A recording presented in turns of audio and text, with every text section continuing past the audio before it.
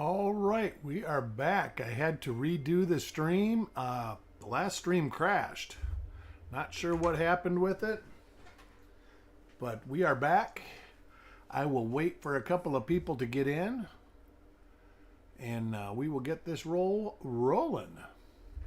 Guess I should get my focus, get some focus in my focus.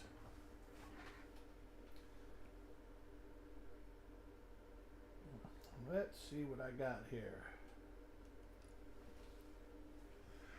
Yeah, it was weird, Frost, but I've never had it do that before. It said it encountered an unexpected error and it shut the stream down. IT, welcome. Dan, welcome. Yeah, it is crazy. It is. We'll go ahead and open this roll up and get it rolling. Open the roll up to get rolling. There we go. How have you been, IT?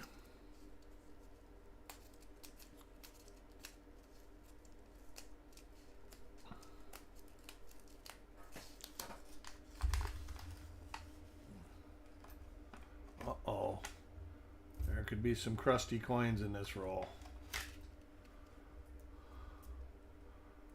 Hopefully it's just where the paper contacts, but yeah, there's going to be some crusty ones. We're going to get it rolling with Paul.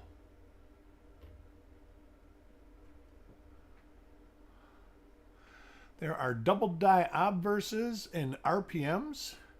We will look at the first 10 reverses. They're not super pretty, but they're not. There's going to be a couple ugly coins in this roll, I can assure you.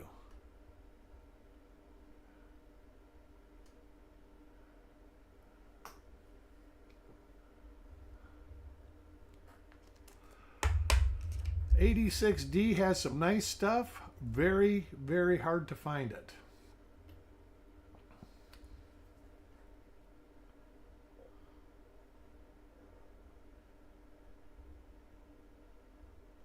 Most of the double dies will be on the 9 and the 8.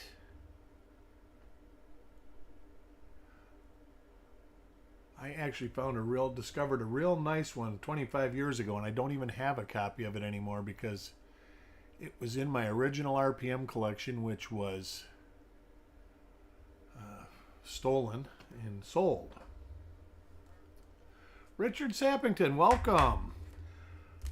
I'm glad you're able to watch from work.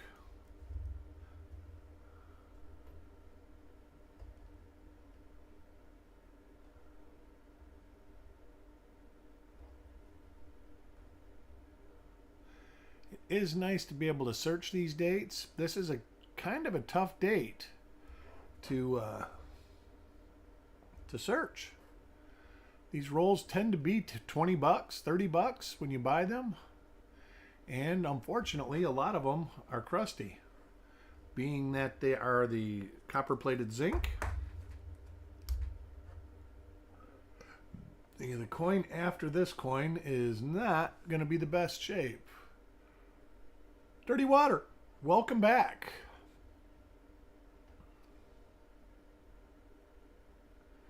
I will be doing a 2006 roll tomorrow, and I am kind of excited about it. There are some really nice double die obverses, and of course there's lots of double die reverses.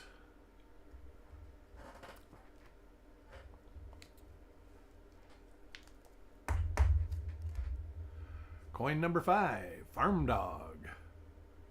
It looks like those crusty spots are pretty much near the rim. This is plate blisters. A lot of people mistake that as an RPM. It is not an RPM. That's it right there from the paper contact.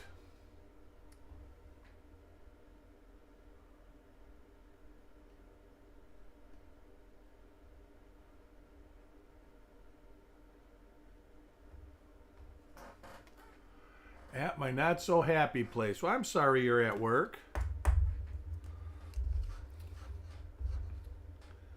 I have been working a lot the last 2 days, just trying to get everything in order and caught up so I can actually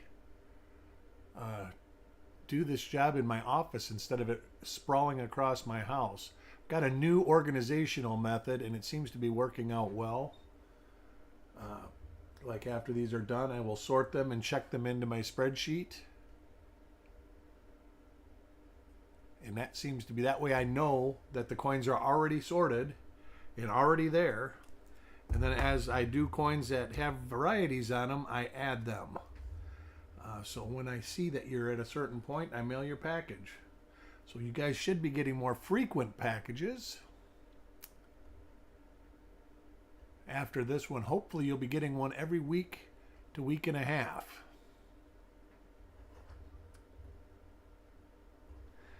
And that way, hopefully I don't have the problem of having, 3,000 or 5,000 coins sitting around. When I get that many coins laying around, I managed to lose or misplace some. Yeah, I had to do something, Frosty. And sorting while I go definitely makes it easier. Even though I do go through them again at the end, it definitely makes it easier because I know I got an idea what's in the bags.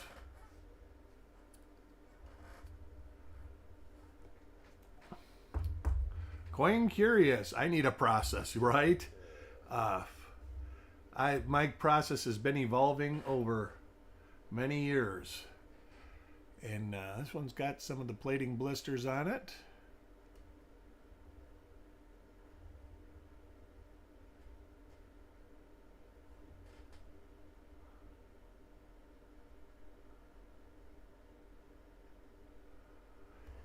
Yeah, I always am trying to figure out more efficient ways of doing stuff. I think it's the engineering side of me. Always looking for a way to make things easier. Welcome. Who's Petraeus in here? Petraeus, welcome. Seen Malcolm on Coins and Ghouls Whatnot. I will check with Adam. Like I say, I've been sending him emails, text messages. I even got his phone number. It's like he's disappeared. But I will ask Adam.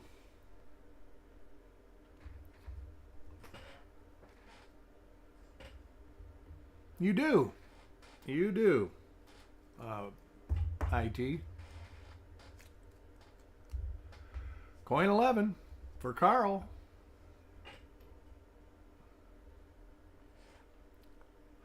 Pardon me. Got a little bit of a scratchy throat. First time I've done a double reveal. That's probably it, wearing my voice out.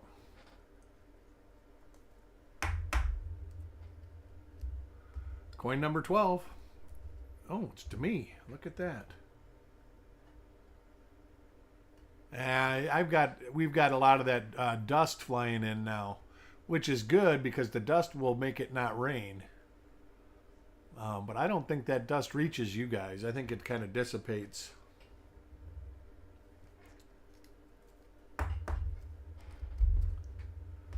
Coin 13 for Otis.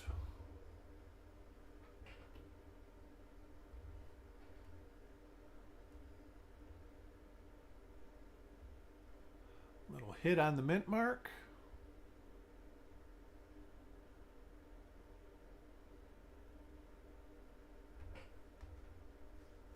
Oh, you get the Saharan dust? All right. They say that it's great. It keeps tropical weather down. Yeah, yeah. Well, it seems like I know that when I moved here, we'll come to the doctor and the doctor says, "Do you have allergies?" And I says, "No, and I don't." And he flat out said, "Oh, you will." He says, "Everybody that comes to Florida has allergies. Every person in the state has allergies." And lo and behold, it took about 2 years, but he's right. It seems now that I'm sensitive to about everything. So that is I take Zyrtec once a day, and I just got to remember to take it, and it works. Oh, nice. Nice. It would be FS503 if it's number 3, I believe. But if you found a 501, wait. It would be 501 would be a mint mark, I think.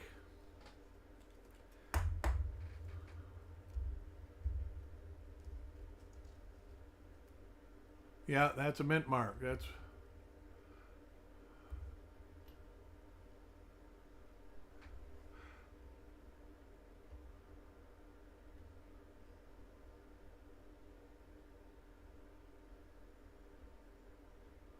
we're getting close to halfway on this one with not a lot of action. Tomorrow, 2006 roll. I might do the 57 roll tomorrow too, so I can work on packages. We'll see how my voice feels after this one. I do notice that it's getting a little bit scratchy. But I am filling in for the regular host, Chuck, on his. He is going to be out of town. I think he's going to be out of town until next Tuesday or Wednesday. I know that he has picked a lot of stuff up. So if you guys are looking to buy stuff, he's got a lot of stuff. His whole car was full the last time I saw it. 103. Yeah, nice. All right, RPM or DDO number 3. That's a nice one. Well, they're almost all the FS listed DDOs on 72 is nice. I do think that 3 is the easiest one to find. I have actually found it in rolls, and I found one other one. I want to say 6 or something like that, but I've never found any of the other ones. I would love to find a number 1. Boy, did those get pricey. There's another one I should have bought. I had a chance to buy one for $250 right after COVID started, and I saw them for $1,100 at the fun show.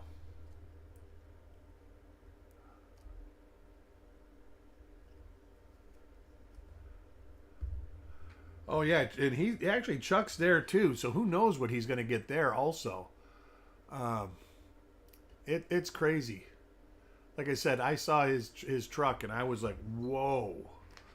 I can't believe he bought that much stuff.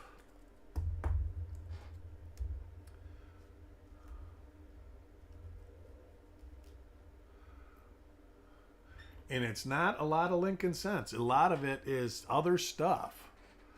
Proof sets, mint sets, other coins. I mean, he bought a lot of stuff. I think he even bought silver. Ah, nice. Probably. You know, he buys nickels because a lot of people who sell pennies, they sell nickels at the same time. And nickels is one that the coin dealers just don't... and I was always a believer that you buy everything to get the good stuff. But there's some coin dealers, they just don't do it anymore. And I don't think they get a lot of the good stuff that they want. I think a lot of people are like, well, if I've got to go somewhere else, I'm just going to take this to a dealer that buys everything. I mean, I bought a lot of pennies and nickels that I paid face value for and just ran them through a counter. Just so they didn't have to go anywhere else. It was like one stop.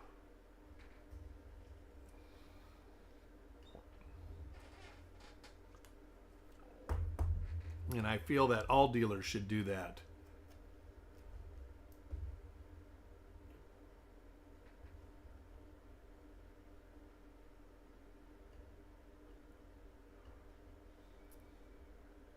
Glad I got one of the crusty coins. Yeah, I'm thinking he bought just about everything, Eric. Like I said, he sent me a picture, and I was just like, damn, what happened to you?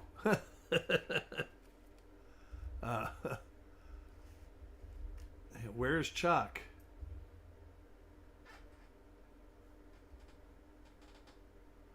You know what? I don't blame. It depends what he considers modern. Back when I had my shop, basically anything after the barbers was considered modern coinage. I think that's kind of changed now. I think basically they just think of moderns as like the memorial cents up, Roosevelt dimes that are, clad, newer nickels, stuff like that. And you can buy graded moderns really cheap, actually, if you keep your eyes open. But I would still buy them or throw an offer out. I would say this is what I would give you for them. He probably wouldn't. You probably wouldn't like. It would depend on the grade in the modern. Because most modern coins, they've got a grade 69 or 70, or they're only worth the grading fee, if that. All right, Richard. Hope to see you soon. Ultra modern. All right.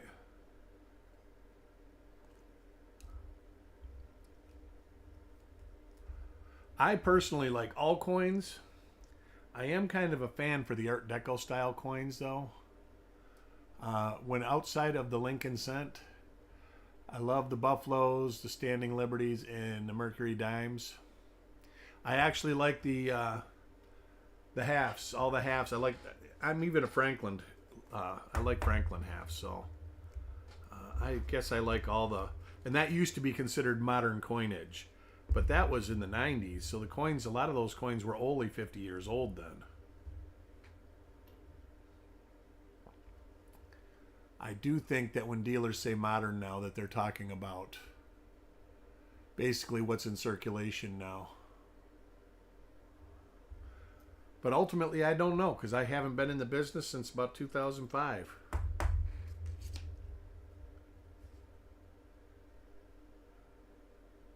Yeah, now if they're good, Coin Curious, 40s Jeffersons and 40s pennies, if they're good, I mean they're worth. I mean, a dealer should at least want to pay you what they would get them in bulk grading plus the coin, so $10-15. If they're like a 66.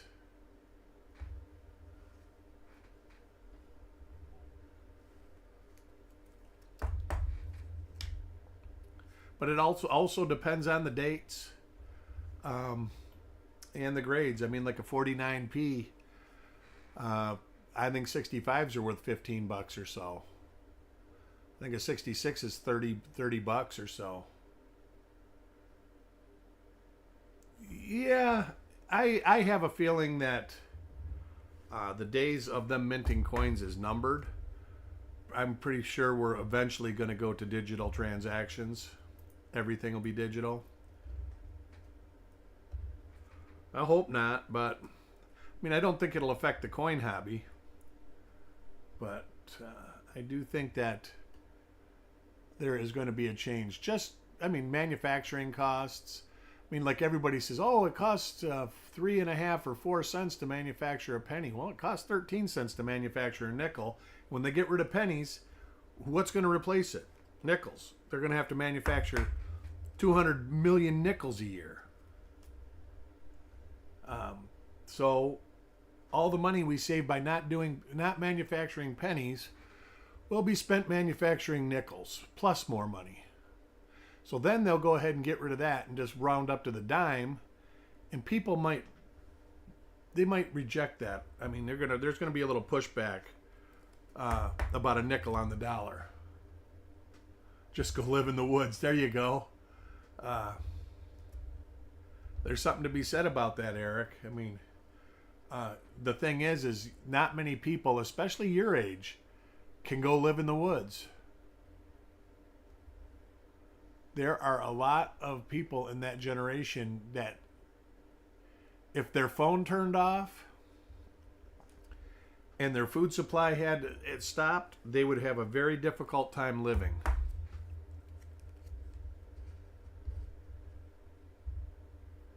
You can still use cents. They round up the nickel. But the thing about Canadian coins is, and I think the U.S. is actually going to follow suit and just start making nickels out of steel. Part of the problem with our nickels is it's 25% nickel. And nickel is very expensive. So I see them changing the nickel planchets. Yeah, basically all of the coinage in Canada after, I'm not sure of the date, is made stamped on steel. Even the pennies were copper plated steel at the end. 2012, yeah. Oh yeah, I mean, that was standard protocol in my generation. My parents, they taught me to sew, cook, farm, garden, everything, because they were in World War II and they gardened in their front yards. So they had, food and vegetables. Otherwise, there was no food in the stores. I mean, could you imagine now if the government sent you coupons in the mail where you could get 10 gallons of gas a week and a pound of coffee and a couple pounds of flour and a couple pounds of sugar and a couple pounds of meat, and that was it? You had to make that last all week? People would flip out because they've never had to sacrifice like that.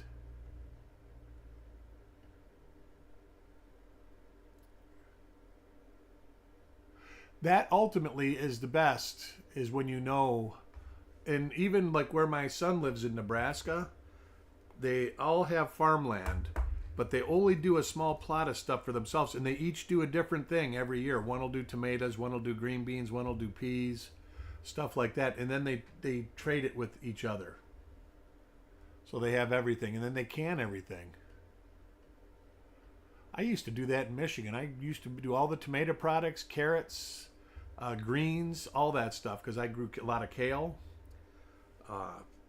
for the whole year.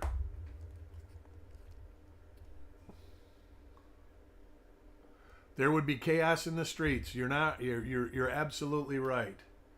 Well, look at COVID. I mean, even COVID, they just told people to kind of stay in and stay out, and people were like, you can't stomp on my freedom like that.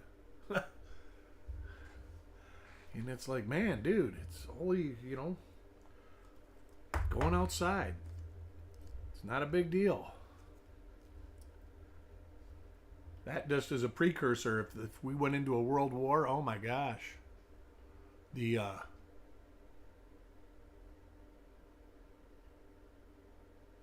society would be traumatized. Oh, most people aren't prepared. Most people aren't prepared at all. I mean, most people probably couldn't make it a week.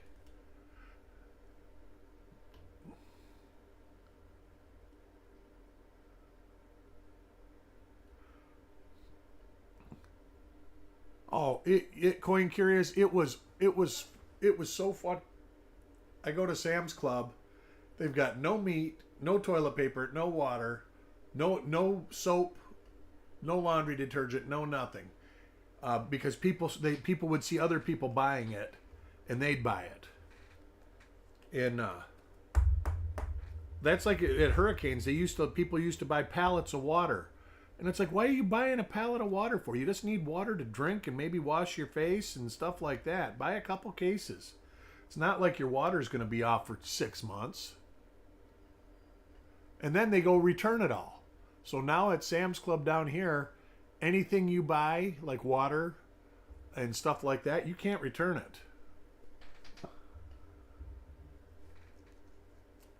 it. Just water, Eric, just drinking water.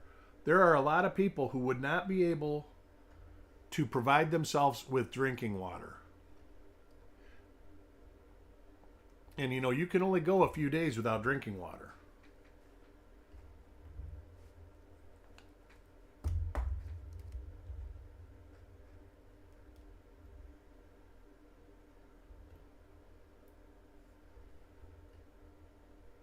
I mean, these disasters that are taking place all around the world, I bet you more people die from dehydration than anything.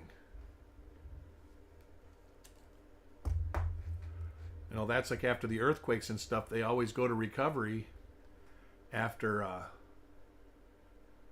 certain time, and that's because there's no water there where they're at.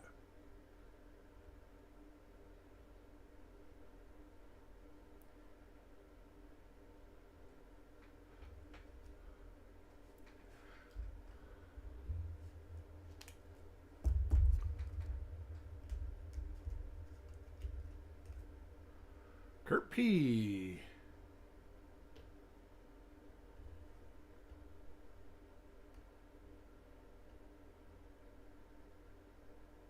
Yep, that's right. That's right. And you don't realize how fast that stuff sneaks up on you. Well, the pool, you just have to wait a couple days and the chemicals come out of the pool by themselves.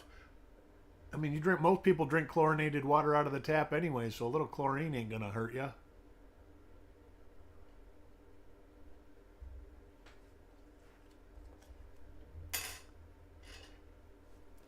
I know that's something I would have a hell of a time, because gardening in Florida is totally different than gardening in the north.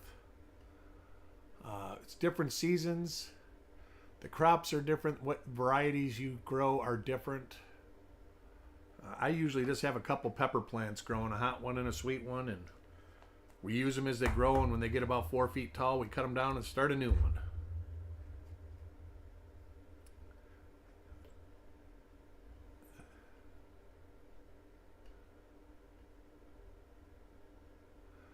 And that is this roll. I want to thank everyone for joining again. I will be back with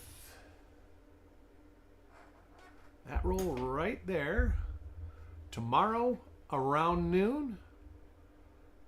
Yeah, you can do a water filter using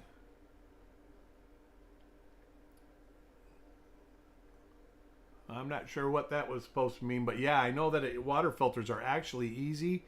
And there's something that's everybody should have in their garage. Reveal schedule this week. Tomorrow, it will be, I think it's scheduled for 1:30, so I'll be starting somewhere around 1 o'clock. 2006P. I think Saturday, 1:30, I have this one scheduled. But I might do these two tomorrow together like I did today. So this one is possibly to be tomorrow at about 2 o'clock. This one, 48D, is Sunday at 5. And this one, the 59D, Fed Reserve of St. Louis, Louisville branch, will be Monday at 5 o'clock before the reveal show. So I hope to see everybody there. I want to thank everybody for joining, and I will see everybody in the neighborhood. We'll talk to you soon.